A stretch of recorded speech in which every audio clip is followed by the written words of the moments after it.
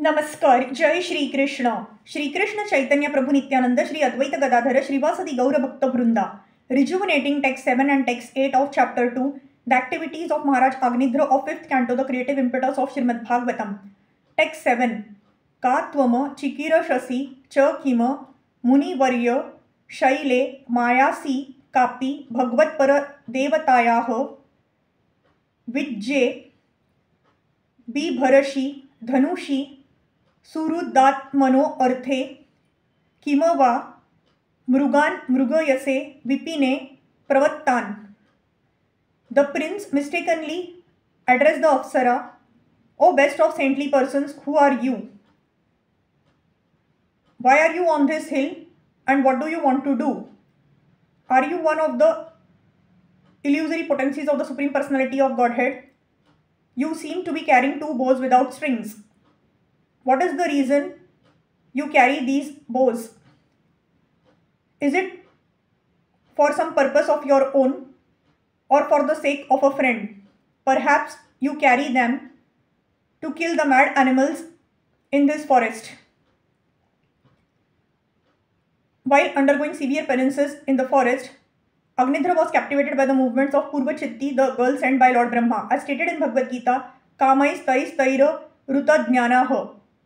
When one becomes lusty, he loses his intelligence. Therefore, Agnidhra, having lost his intelligence, could not distinguish whether Purvachitti was male or female. He mistook her for a Muni Putra, the son of a saintly person in the forest, and addressed her as a Muni Varya. Because of her personal beauty, however, he could not believe her to be a boy.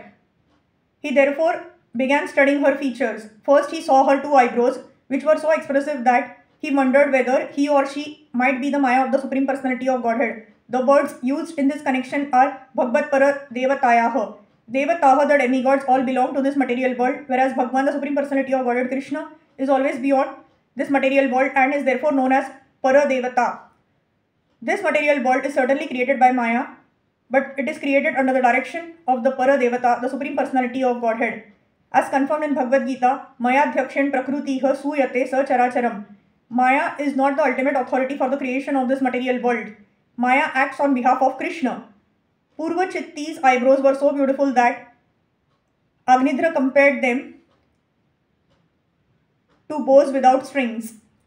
He therefore asked her whether they were to be used for her own purposes or for the sake of someone else.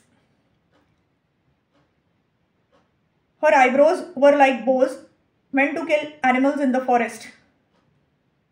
This material world is like a great forest and its inhabitants are like forest animals, just as deers and tigers meant to be killed.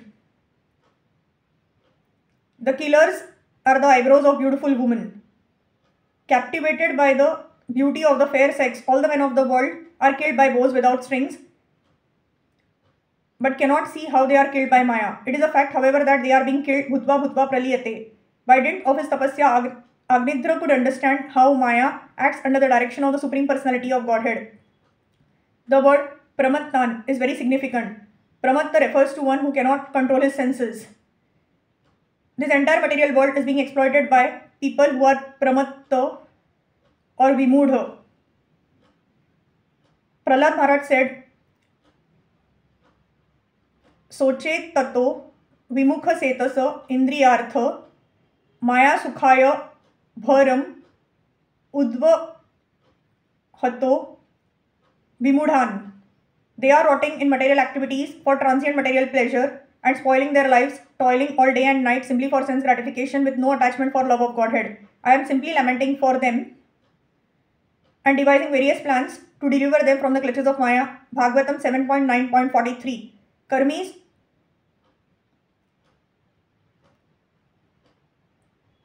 who are specifically engaged in sense gratification are always referred to in the Shastra by such terms as Pramat, Vimukha and Vimudhan. They are killed by Maya.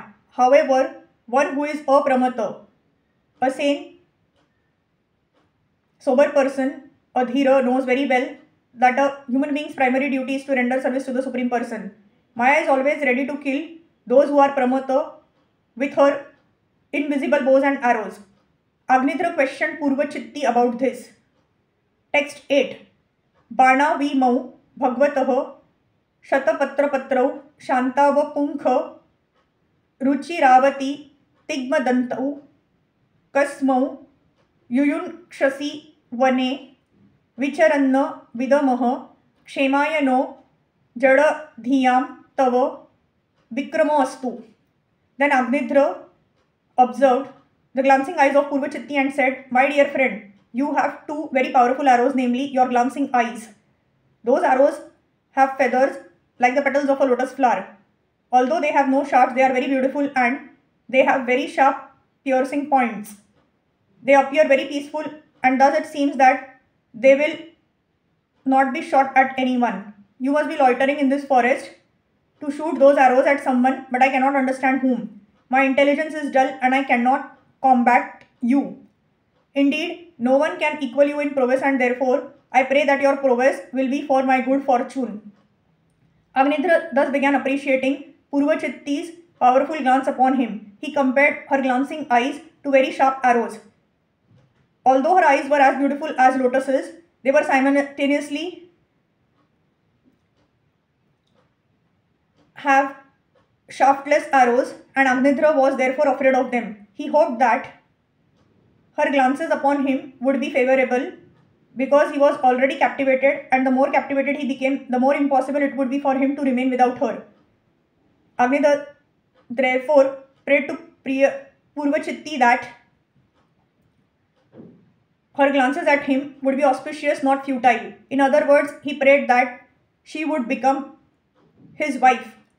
Hare Krishna, Krishna Krishna, Hare Hare, Hare Ram, Ram Ram, Hare Hare.